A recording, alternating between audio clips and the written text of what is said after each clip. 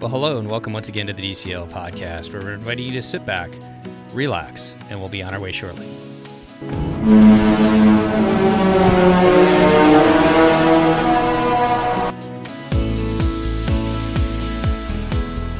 Well, welcome back to episode 26 of the DCL podcast. Before we jump into today's show, I wanted to let you know that it ended up going a little bit longer than we thought when we recorded it, so we've decided to break it up into two different shows.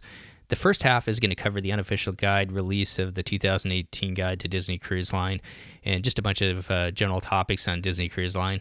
And the second half, which will be released the first week of January with Aaron Foster, Christy, and myself, covers river cruising with Adventures by Disney. She's had the opportunity to go on a couple different cruises, so that was a really fun topic to talk about. So look for that the first week of January or so. So for now, with all that being said, we invite you to sit back, relax as we cover the unofficial guide release to 2018's Disney Cruise Line. Well, welcome back to the DCL podcast, and we're excited again to go back to the unofficial guide, and we have two special guests on today, Christy, Len Testa, and Aaron Foster, and thought I'd do just a little intro on both of them. How are you doing today first, Christy? I'm great. Awesome. Well, Len Testa doesn't need much of an introduction, but he is one of the co-authors of the unofficial guide to Disney Cruise Line, Disney theme parks, Las Vegas, Universal Orlando, Washington, D.C. He's also the owner of Touring Plans, and he's also a huge proponent of knowing your audience, much like Hakeem Olajuwon showed David Robinson in the Game 1 of the 1995 Western Conference Finals.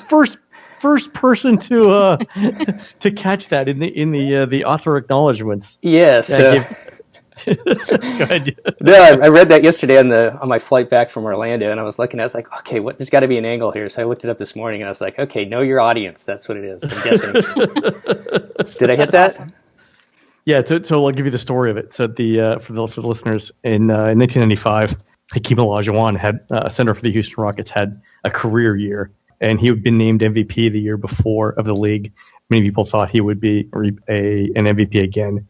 It turns out that David Robinson, who was the MVP of the league, he led the San Antonio Spurs, to the best record in basketball. But Hakeem has a lot of pride, and the NBA made a mistake of giving David Robinson the MVP award right before Game 1 of the Western Conference Finals. And Hakeem went out and just dismantled Robinson, basically taking it as an affront that the NBA would give Robinson the MVP award in front of Hakeem, and so they went on to win the championship that year. It was phenomenal. But do you remember actually watching that game? Or not only did I watch that game, so this is a great story. So during the playoffs, I was down to like the last. I was a contract IT worker, and I was down to my last 30 days of a contract. And so when the Rockets made the finals, when they won Game 3 against the Magic, and it looked like they would sweep, I had like $500 to my name at the time. So as soon as the game's over, my best friend from college calls me up, and he's like, "If you don't go to Game 4, you will regret it for the rest of your life." So I spent literally the last $500 I had to get a flight and go to the game, and it was amazing. Oh, that's awesome. Very good. Yeah. Such a great story. And also, we have Aaron Foster, who, and I'm kind of interested about this, Aaron. You were a charter member of the official Disney Parks Moms panel? I was 10 years ago. I was part of the very first Moms panel. And how did that start, or how did you get on board with that? Well, Disney, this was in 2007. Disney started to realize that there was an internet out there, and so they decided to start to get their own presence in the social media space. So they created the Moms panel for regular people to answer guest questions. Like if, I had helped many of my neighbors plan Disney trips because I was a fan and I had done a lot of research, and they wanted to capitalize on that. So they had, I actually read about it online, a contest, Disney's looking for a few good moms, and I applied, and I went through several rounds of written and phone interviews, and I was one of the 12 selected from thousands that applied that first year. That's pretty amazing. And did they invite you back? Kind of, do they have like an alumnus events at all or anything like that?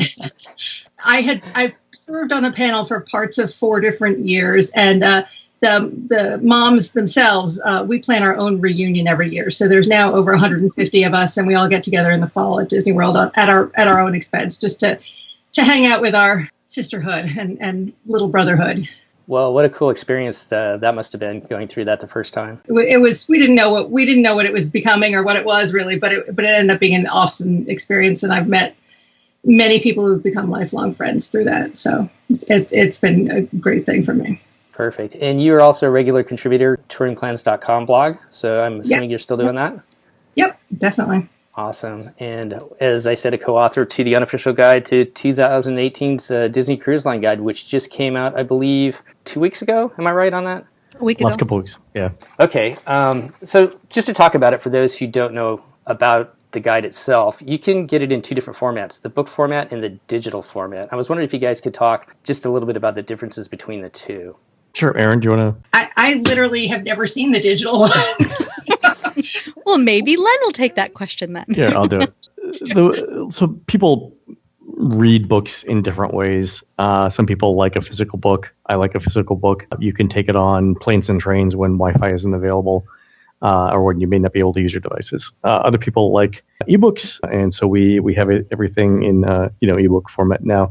The advantage to ebook is if there's a major correction that happens, we're able to update the ebook and push it out to, Kindles and Nooks and other devices. We haven't seen instances of that happen yet for the DCL book, but on the Official Guide to Walt Disney World, we do updates. I think, and again, this is Aaron doing most of those updates as well, but they're going out roughly once a month. Okay, and that wasn't the greatest question, and that's kind of what I was trying to get at, was the fact that if you get the digital version, you can get updates if they do come out. Possibly once a month. Right. So if it's a significant update, if a ship becomes disabled for some reason, or shows or restaurants radically change, we would push an update out for that.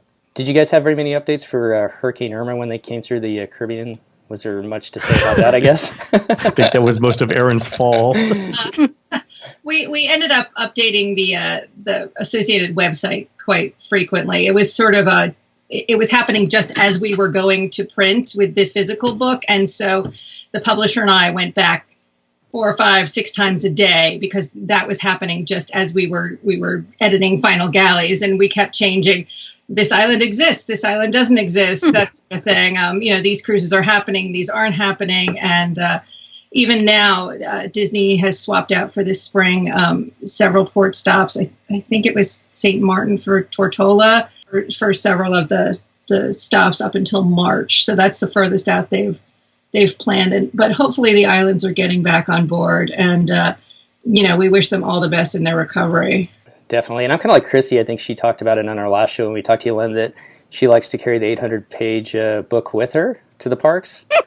I totally understand and respect that, yeah. But definitely a plug out for the digital version with the updates, which that would be kind of nice to have. Well, let's get into the new guide itself, Aaron. I noticed that there's a section at the end that covers ABD and river cruising, and I'm not sure if that's new to just this year or if you had that in last year, but I was wondering... Last year was the first time we covered that. Okay, and I thought we could talk about that a little bit later, but what's new in the 2018 guide that people can expect and find? Well, we did a lot more in-depth on how to choose a stateroom. So differences between different types of verandas and how those are priced. We had one of our blog contributors, Tammy Whiting, who is a travel agent, who had some really nuanced information on exactly which rooms on different ships were the best value. And so we included some of that. We had a lot more about, locations of specific rooms, information on places that you should avoid, above the theater. I was once on the Magic right above the Walt Disney Theater, and heard all the shows loud and clear. So, we were not to have those, or not to be right under the cabanas outdoor seating.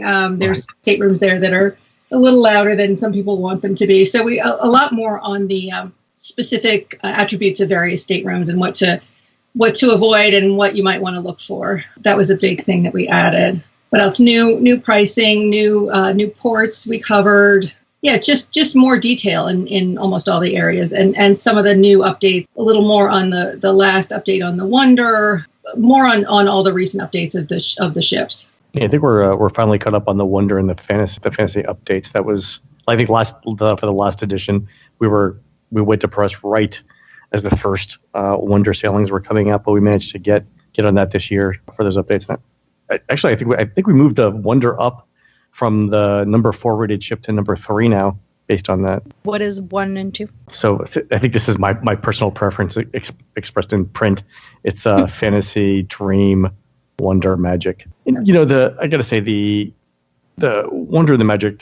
I know a lot of people have very nostalgic feelings about those ships. They were either the first cruise ship they went on or the first Disney cruise ship, but they're coming up on 20 years old, and the lifespan for a cruise ship is 20 to 25 years. We're going to see a point, I think, not long after the 3 new ships come online, that Disney either decommissions those or sells them or moves them to a secondary location like the Mediterranean. And I think that's about time. I happen to like them mostly because I like the itineraries that they sail. I am not I'll do the sun and sand, but that's not my preference. I prefer the Alaska and the European and those sorts of things. So I like the Wonder and the Magic for the itineraries more than for the ships. But if I had a chance to do one, I would take the Magic in Europe over the Fantasy in the Caribbean any day, personally.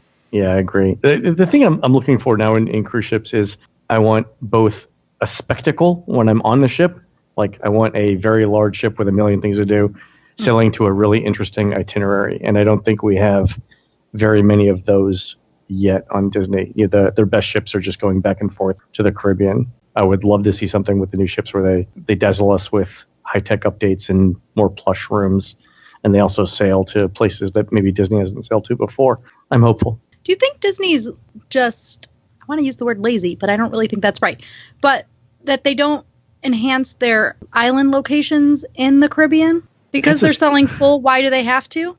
Yeah, they're sailing above 90% capacity, but there are a couple of other things that Disney needs to look at when it comes to getting another island in the Caribbean. When they signed the lease for Castaway Cay, it was a 99-year lease starting in 1998, 1997. If you look at the trends in global warming and oceanic sea rise levels, the highest projections are that the seas will rise around 6 feet by the end of the century. So basically, when Disney's lease for Castaway Cay is up, it'll be underwater. Disney has to take that into account when they sign the next 100-year lease with the Bahamas. And there aren't that many islands in the Caribbean that are large enough, close enough to a populated island where they could get staff back and forth, and that are above sea level for that. So that's Disney kind of looking at that, saying there's not many options here for those islands. And those islands, I think, start, for leases, they start in the many tens of millions of dollars for a lease like that. So Disney would have to make a huge commitment there. But that's I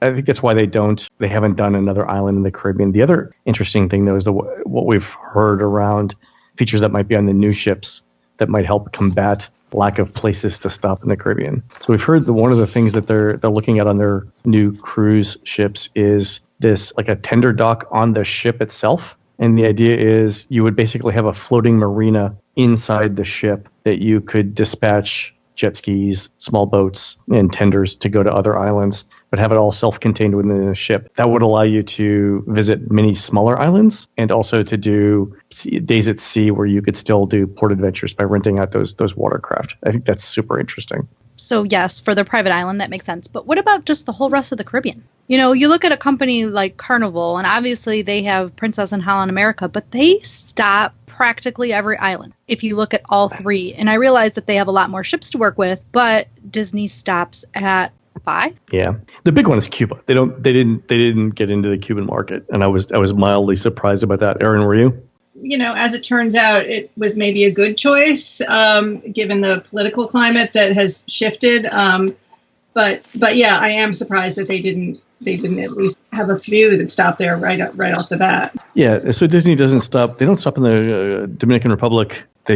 Cuba. They don't go to. I mean, Aruba. There's Turks and Caicos. There's Belize. There's Honduras. Yeah. There, are, like you said, Aruba, Curacao.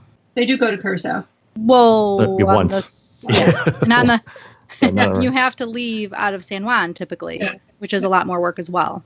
Yeah, it's not a regular thing. Yeah, no, it's I think they don't have to be imaginative because people are still booking it. If their bookings were at 60% instead of 90%, it might be something where they'd look to do it. But I think what they're saying right now is our ships are full and people are paying top dollar for it. Why do we need to change? And they're gonna, they'll ride that horse until it drops. So this kind of goes to a question I was going to ask a little bit later. But one of the things you mentioned in the guide is DCL is kind of they set themselves up to be kind of an introduction to families in cruising. So what is the return rate of customers back to DCL? And when I ask that, I guess I kind of wonder, are people sailing once or twice and then they're moving on so that they don't need the differences of ports because they're moving on anyways because of price or whatever other reason? Does that make sense what I'm asking? Yeah, I think they have tremendous brand loyalty. I know that their onboard bookings, their repeat bookings for onboard are among the highest in the industry. Okay. So once you're on a ship, the percentage of people who rebook while they're still on the ship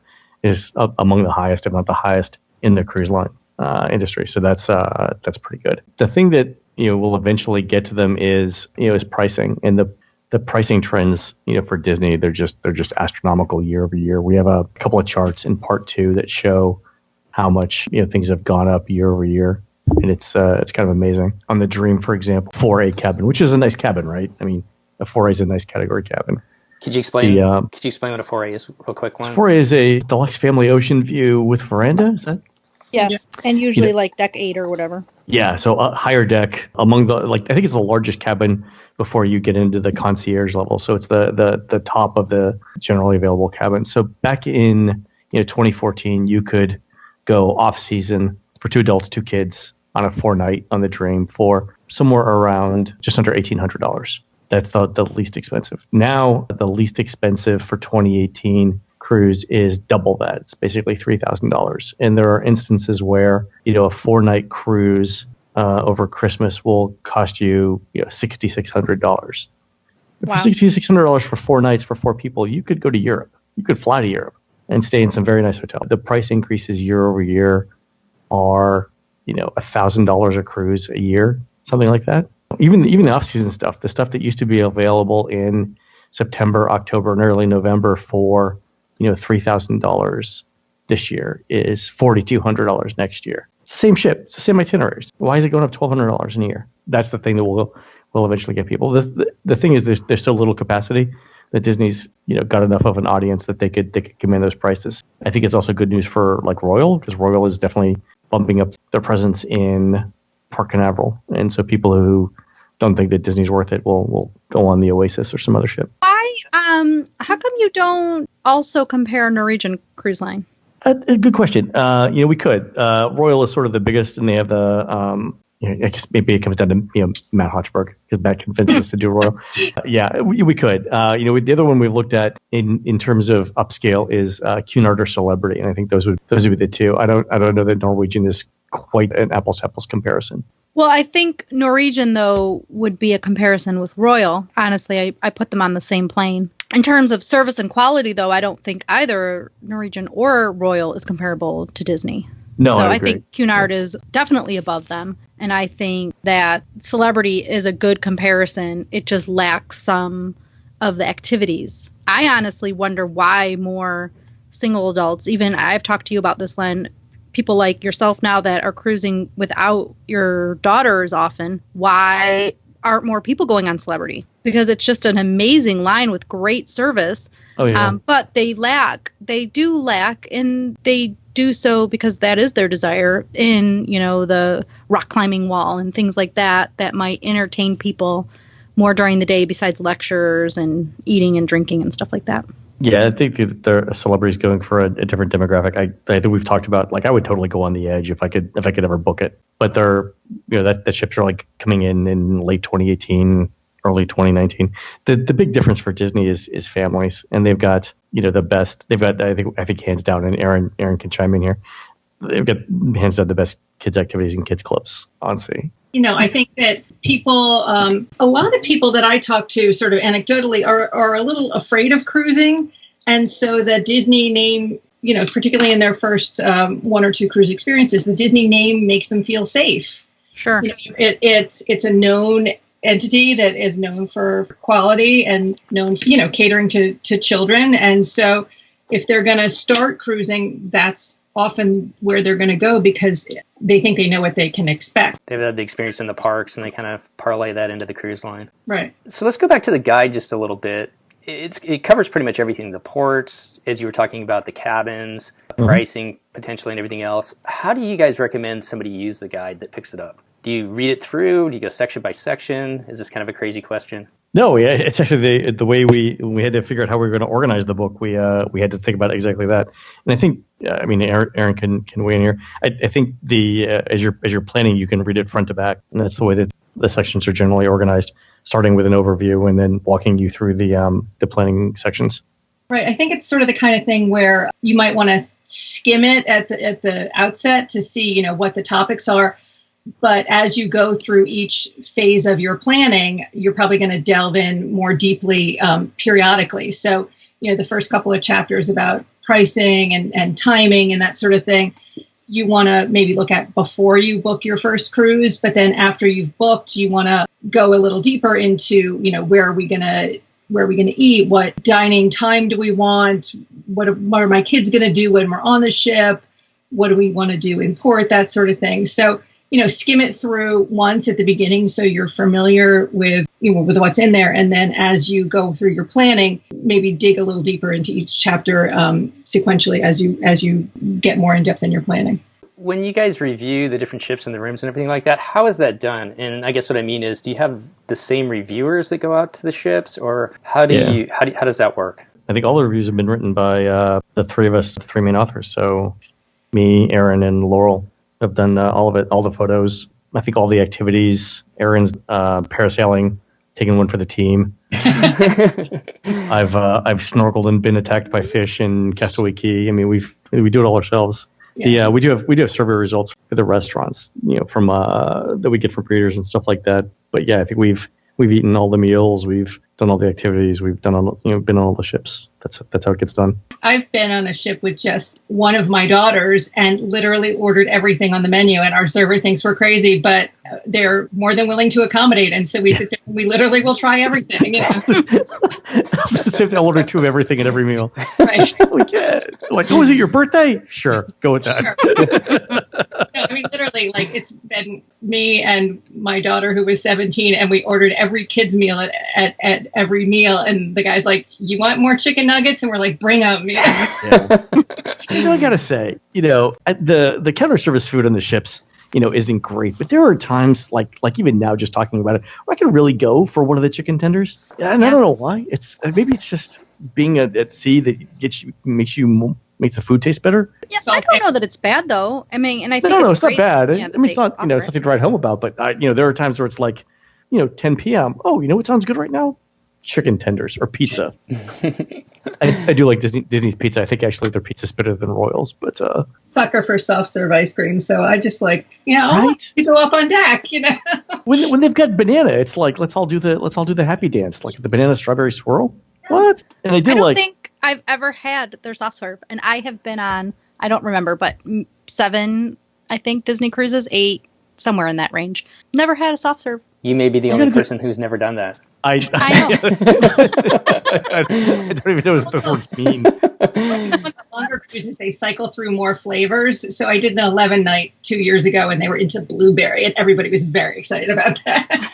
Wow. I've had the blueberry. I think banana strawberry is the best. But yeah, we've done all the activities on Castaway Cay. I think we all make a point of doing as many things as possible, like when we're on Castaway Cay, because it's so central to a Disney cruise that you want to make sure that everything is up to date. So I'm sure Aaron, like us, whenever we get off the ship, for most people, Castaway Cay is a relaxing day in the sand. For the rest of us, we're literally running around from the time that we're allowed off the ship. We'll run the 5K. We'll go snorkeling. We'll bike. We'll walk. We'll try all the food. Get to a couple of bars. And it's the exact opposite of relaxing. Let's do as much stuff as we can while we're here. Yeah, my family makes fun of me when we go to Castaway Cay because they're sitting on the beach and there's like, "Where's Mom?" "Oh, she's off taking pictures of the jellyfish on the whatever." I mean, so I'm literally just running around and making sure everything's the same as it was last time, or what's changed, or talking to the cast members about their recent experiences, that sort of thing. Yeah. So really, you have to not tell when you're going sometime and actually just go on vacation. people threaten that all the time. You know what, we're gonna do this. We're just gonna relax. So it's Laurel's threat. The other thing we have to watch out for is like the subtle changes to dining, because dining is such an integral component of everybody's cruise. You know, that all the dishes are the same, that they're being prepared the same way, that the service is consistent across all the different times that each of the restaurants is open. So Cabanas is going to be Cabanas, you know, regardless of, I think, of when you go. But when the main dining rooms change menus, or when they alter their service hours and things like that, that's a big change. When they periodically reconfigure the public areas, like when the Wonder cut the Outlook Cafe in half, that was actually a big change for the Wonder. So we looked at that both from being on the concierge side, you know, where it's great to have all the extra space, and then from the general public side, where you don't have as much upper deck viewing spots as you're used to. So I've got a bunch of questions kind of going through, and hopefully this will just be kind of fun going through the different sections. And if there's something you guys want to throw out from that I missed or whatever else, but I thought we kind of jump through some of those if you guys are up for it. Yeah, go ahead. Aaron, you go first. So just kind of sticking along the itinerary thing, which ship or what cruise would you recommend somebody for a first-time cruise? And I know it's going to vary, but give us some thoughts on that. When somebody comes to you, it's their first-time cruise, where do you direct them to? Go ahead. No, go ahead. I have a very specific opinion on this, but you go first. I think that most people probably will have a more wow experience on the Dream or the Fantasy. I personally think 3 nights is too short for a first one. My own first cruise was 3 nights, and it didn't sink in. I didn't get the lay of the land. I was sort of overwhelmed. So I think sort of 4, or there are a few that are 5 nights that are good. So if you can get a 5 night on the Dream, or a 4 night, which is pretty common, or the Fantasy 7 night. But again, some people who aren't cruisers, who haven't cruised before, might find 7 nights overwhelming. So it's typically what's available is a 4 night on the Dream, which is what I would recommend to most sort of first timers. Yeah, I would say a 5 night double dip to Castaway Cay on the Dream is the ideal first cruise. Because to Aaron's point, it's enough time to get you the lay of the land both on the ship, and then your first visit to Castaway Cay, you kind of are just trying to figure out what's available, and you're there for maybe 7 hours total, so that's not a lot. But then on your return trip to Castaway Cay, you kind of know what you might want to try and what you liked from the first time. So the second visit to Castaway Cay is where you start doing all the fun things, I think. So that's why I think a 5 night double dip on the Dream. Very, very few of those, so you have to. Yeah. Right. I mean, in a perfect world, that would be the default itinerary for the Dream. But yeah, if you can make it work. If not, a 4 night, or I think a 7 night Eastern on the Fantasy would be my second choice. Yeah, I agree. Any thoughts on that, Christy? I agree, actually. My third would be one of the Wonder in Alaska, just because Alaska is such a great destination. It's the best Disney cruise I've ever been on was the Wonder in Alaska. That's probably my second favorite, and I went with my oldest daughter, and I'm actually currently scheming to take my younger 2 children on the Wonder to Alaska this summer, just because I loved it so much and feel the need to go back. And it's been a couple of years. Yeah. Have either of you guys experienced Alaska on another cruise line? Compared? Not yet, no. Okay. I heard Royal is bringing one of the bigger ships, right? Yeah. In 2019? Yeah, Royal and Norwegian, the latest ship that Norwegian's building, the Bliss. Is going to Alaska. So they're both, I think, don't quote me on this, like 5,000 to 6,000 people. So quite a bit bigger than the Dream and the Fantasy that they're going to be going up through Alaska with. I don't know that bigger is better in Alaska. I have to say, some of those ports are so small that they could easily get overwhelmed. I mean, all the ports are tiny. Yeah, I don't know what you're going to do with 6,000 people in Juneau or anything like that. But the other thing about the big ships going up there, just for an FYI, they cannot go up through portions of the of Southeast Alaska through the Inside Passage because they're too big. So some of those end up staying out in the ocean a little bit longer. So for sightseeing you'll have more to do on the bigger ship, but yeah, you want to see Alaska if you're going to Alaska. Yeah, that's a good point. Well, cool. So how about the kids clubs? Now, on most of the podcasts I hear, everybody talks about the Oceaneers Lab, the Oceaneers Club. The little kids love it, but I've got a son now who is 12. So our next cruise that we're going on this summer, he's going to be up in the Edge, and then which is 11 to 14, and the Vibe 14 to 17. What kind of feedback do you guys get from people that go on the cruise lines with older kids? Is it uncool to go on a Disney cruise for these older kids, or what do you guys think? My kids are older. My twins just graduated. From from the kids club. They just turned 18, and so they spent a lot of time in Vibe and Edge over the last 5 years and did not find it uncool. It sort of has varied on different cruises we've been on. Some they've spent 24/7 in the older kids clubs, and some they've popped in and out. But there are always kids there, and they have activities that appeal to older kids. So one thing that my daughters did was they made a zombie movie on board, and like the club was until 2 a.m. and they filmed some movie that they showed to the kids. And there's always coffee and smoothies and grown up kid activities. So it's pretty age appropriate. Yeah, I don't think there's any worry that it's not cool anymore, sort of thing. Yeah, that might have been kind of a little bit of a harsh word to say, uncool. I was just trying to get the vibe sometimes people have when they think about Disney and talk about Disney. So, well, I mean, there's always the kid that's too cool for Disney, and my kids are Disney kids and they've cycled through that. But assuming that you're not the kid is not totally anti-Disney, I think they should be open to it. And it's not aggressively Disney in the older kids clubs. They're not, they're not having the characters come, really. They're doing activities and games and social things that are not so Disney focused as they are in the younger kids clubs. One of the other things that I heard from somebody that they said was with the older kids, one of the better things to do is to make sure that they get to the clubs the first night of the cruise, because they kind of do a lot of icebreakers. Have you heard that? Absolutely true. Absolutely true. On one cruise, my oldest daughter didn't go the first night and found it much harder to slot herself in because people had sort of made friends the first night. And when she would show up, she was sort of looking for people to hang out with a little more. My kids have had, truthfully, better experiences when they've gone with their siblings or, once we took some friends, that sort of thing, because during the lulls you have somebody to talk to. But the counselors are pretty well trained to sort of get the kids to mingle and include people and that sort of thing. So, particularly if you have a shy or introverted child, you want to get them there the first night to have the icebreaker experiences. Do you have any other last minute tips, Len, for first Disney cruise all along or seasons cruisers, but first time on Disney? I think we would all say that if money wasn't an object, Disney is some of the best cruising experience you could get. And I think that's true. Even on the older ships, the level of service and the style of the ships is great. If you can, go during the off season, so September, October, early January, if you can swing that as your first cruise, you also have quite a bit of money. Also, maybe late April, early May. Try and look at the slower time. So if this has convinced you to try a Disney ship, but you're still worried about the price, try one of the off-season things. I think you'll find it really, really good. And especially if you're going to Castaway Cay, it's always hot.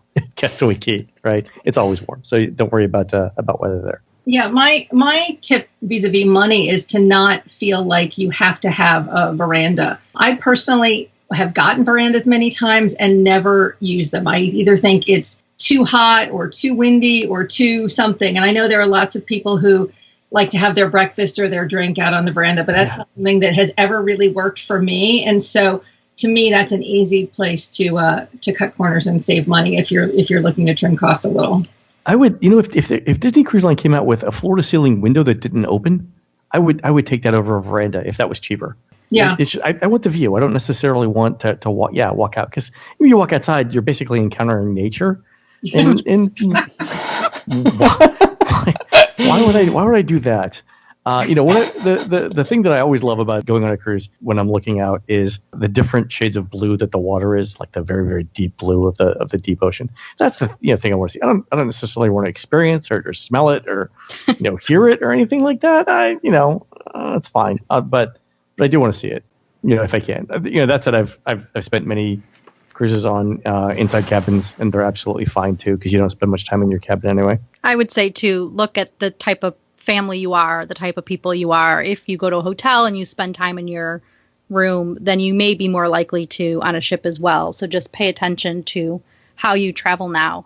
That's a really good tip. I agree. So the nature, though, I have to tell you really quick, Len. So we were on the Fantasy in, March maybe, and we were at the Caymans, and we had our balcony door open, and we were in a one-bedroom then, so we were sitting and having lunch at the little table. And we just had the sliding door open and we're having our lunch. And all of a sudden I was like, bird, there's a bird in our room. And nature had come in our room and my husband had to shoot out. Yeah, I mean, that's the problem with there's this classic Calvin and Hobbes. Calvin says, at the end of some sort of nature thing, this is the problem with nature, that it's always trying to ooze, bite, or sting you. You think about nature. I mean, there's very little of it that's that's actually pleasant to experience. I'm all for nature at a distance, man. Nature at a distance, preferably with a cocktail in one hand. Watch it on a screen instead, right? Yeah. You know what? It's just as colorful for my computer. I say that, but I think Alaska was pretty fantastic. So. That was the one place where I didn't have a veranda, and I wish that I had. Yeah, with Alaska. But it's so expensive. I mean, it's like what, $14,000 for a veranda now in Disney. It's very expensive. That was the first cruise we took, was to Alaska with Disney in 2015, and it's just about doubled what we paid for it. Yeah, that's what I'm saying. I mean, they can drive up demand or drive up prices because they know the demand is high. Yeah. I mean, for those kind of prices, you could legitimately consider flying to Alaska and spending a week doing something else there, right? I mean, I know you get to see all the ports or everything, but wherever you end up is probably just as pretty. Definitely. Anyway. So, do you need to go, Len? I do actually. So thanks for having me on, guys. I really appreciate it. Aaron, continue. Okay. Thank you, Len. See you guys. Bye. Thanks, Len. Bye. Well, that's going to be a wrap for this show, and we'll have the second half to you in the first week of January. I really want to thank Len and Aaron for coming on and giving their expertise into the Unofficial Guide 2018 release for Disney Cruise Line, and also just kind of their thoughts on Disney Cruise Line as well. You can find a copy of the book at your local bookstores, Barnes & Noble, also on Amazon. You can also go to their own website, theunofficialguide.com, and order it there.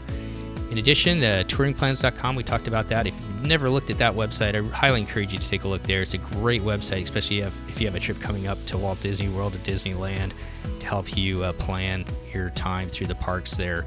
And there is a separate section just for Disney Cruise Line as well that talks about the ships, the room categories, and a lot about the port excursions as well, especially through the Caribbean. So another great resource for you out there. If you've enjoyed what you've been hearing and you know somebody else who you think would get a lot out of our show, we'd love it if you'd pass it on to them. Once again, from Christy and I, we really want to thank all our listeners for coming back and being supportive of the show through 2017. So as the year wraps up here in just a couple days, all of us here at the DCL podcast would like to wish you and your families a Happy New Year. And if you've got an adventure or a cruise coming up here in the next couple of weeks, or you're going to be heading out on before we get our next episode out, all of us here would like to wish you fair winds and happy sailing as you head out on your next adventure. Thanks again for coming back, and we'll see you next time on the DCL podcast.